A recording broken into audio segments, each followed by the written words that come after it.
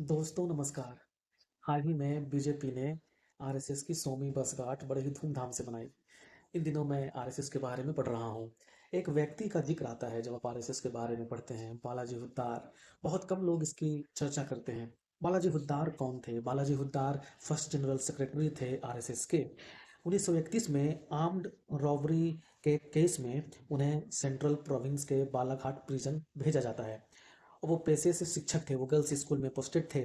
Jail जाने के बाद उनकी नौकरी चली जाती है। जब वो जेल से रिहा होते हैं 1 नवंबर 1935 को, उसके कुछ सालों के बाद, कुछ महीने बाद, इनफैक्ट सितंबर 1936 में वो लंदन चले जाते हैं। और लंदन वो जाते हैं जर्नलिज्म की पढ़ाई करने।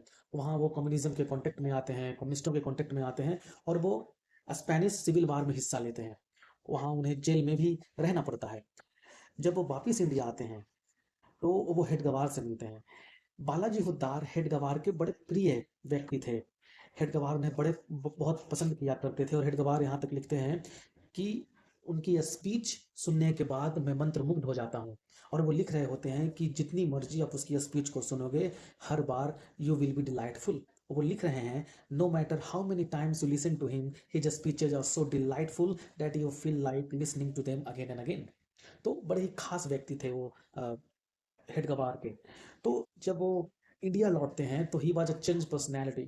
और वो कहते हैं हेड गवार से कि यदि आरएसएस को एक बेहतर ऑर्गेनाइजेशन के रूप में बनना है, यदि आरएसएस को एक डायनेमिक ऑर्गेनाइजेशन के रूप में बनना है, तो आप आरएसएस को इंडियन इंडिपेंडेंस मूवमेंट की तरफ मोड़ दो। लेकिन हेड गवार के कानों पर कोई जू नहीं रेंगता है। हेड गवार उनकी बातों पर ध्यान नहीं देता है, और हेड गवार जानबूझकर आरएसएस को एंटी ब्रिटिश मूवमेंट में जाने से रोकते हैं। और हेड गवार से मिलना चाहते थे सुभाष चंद्र बोस, और इसीलिए सुभाष चंद्र बोस कहते हैं बालाजी हुड्डार से कि आप जाइए और उनसे कहिए कि मैं उनसे मिलना चाहता हूं, क्योंकि मैं चाहता हूं कि आरएसएस भी इंडियन इंडिपेंडेंस मूवमेंट में हिस्सा ले। लेकिन जब बालाजी हुड्डार जाते हैं हेड गवार के पास, हेड गवार उस वक्त देवलाली में थे। देवलाली नासिक में पड़ता है, नासिक का एक जगह देवलाली, वहाँ वो थे। जाते हैं बालाजी हुड्डार और कहते हैं कि सुभाष चंद्र बोस आपसे मिलना चाहते हैं। लेकिन हेड गवार कहते हैं कि नहीं, मुझे उनसे नहीं मिलना है, मेरी तबीयत खराब है।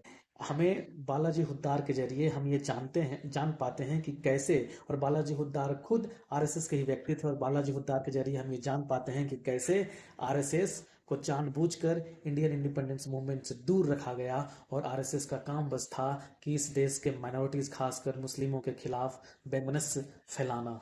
धन्यवाद।